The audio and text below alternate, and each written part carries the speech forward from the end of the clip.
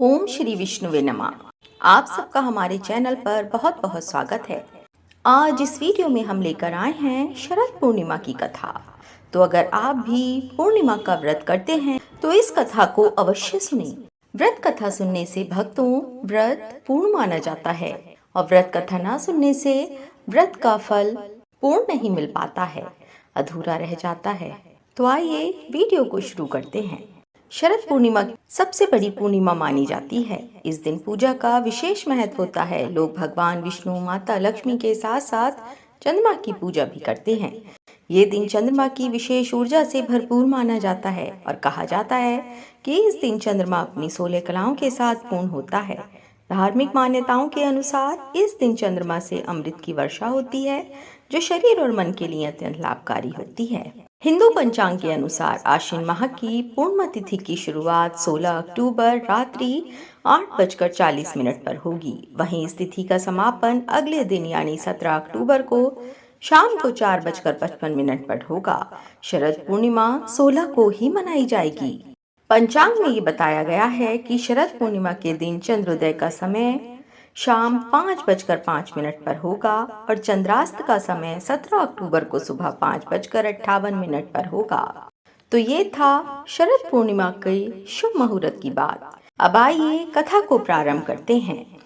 बोलिए विष्णु भगवान की जय, लक्ष्मी माता की जय।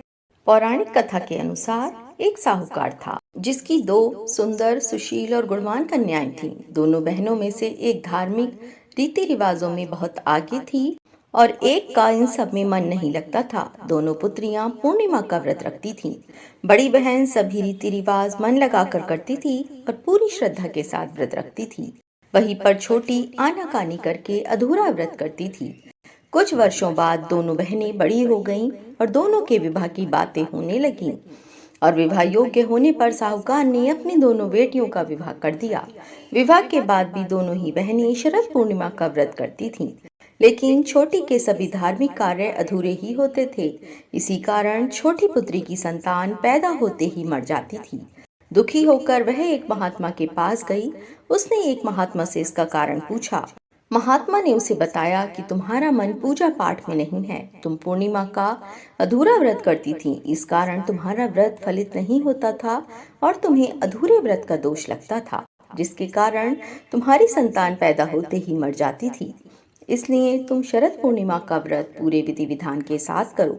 पूर्णिमा का पूरा व्रत विधि पूर्वक करने से तुम्हारी संतान जीवित रह सकती है। महात्मा की बातें सुनकर छोटी बहन ने पूर्णिमा का व्रत विधि पूर्वक करने का निर्णय किया। जब अगले महीने की पूर्णिमा आई तो उसने पूरी श्रद्धा और विधि विधान के साथ पूर्णिमा का व्रत पूरा किया। बाद में उसे एक लड़का पैदा हुआ जो कुछ दिनों बाद ही फिर से मर गया। अब तो उसने पूर्णिमा का व्रत पूरे आस्था के साथ किया था, फिर भी उसका पुत्र जीवित नहीं बचा। उसने अपनी मरी हुई संतान को एक चौकी पर लिटा दिया और उसके ऊपर एक कपड़ा ढक दिया।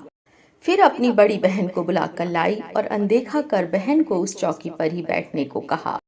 बड़ी बहन जब उस चौकी पर बैठने लगी तो उसका घाघरा बच्चे को छू गया। उसके स्पर्श से बच्चा रोने लगा। बड़ी बहन एकदम से चौंक गई। तब बड़ी बहन ने कहा कि तुम मुझे कलंक लगाना चाहती थी, तू मुझे कहाँ बैठा रही थी? यहाँ तो तेरा लाल है, मेरे बैठने से ये मर जाता।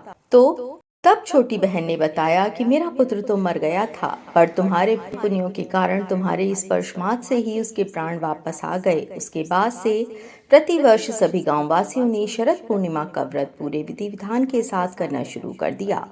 पूर्णिमा के दिन जो तुम व्रत और तप करती हो, जिसके कारण तुम दिव्य तेज से परिपूर्ण और पवित्र हो गई हो, अब मैं भी तुम्हारी ही तरह व्रत और पूजन करूंगी। इसके बाद उसने पूर्णिमा व्रत विधि पूर्वक किया और इस व्रत के महत्व और फल का पूरे नगर में प्रचार किया।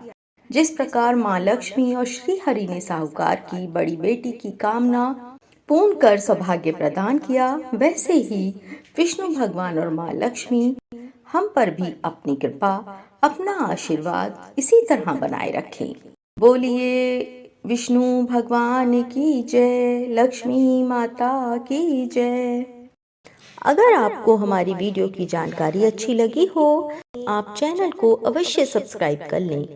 जिससे आपको हमारी आने वाली वीडियो की जानकारी मिल सके। और अगर आपको वीडियो अच्छी लगी हो तो एक लाइक अवश्य करें और कमेंट में ज़रूर लिखें।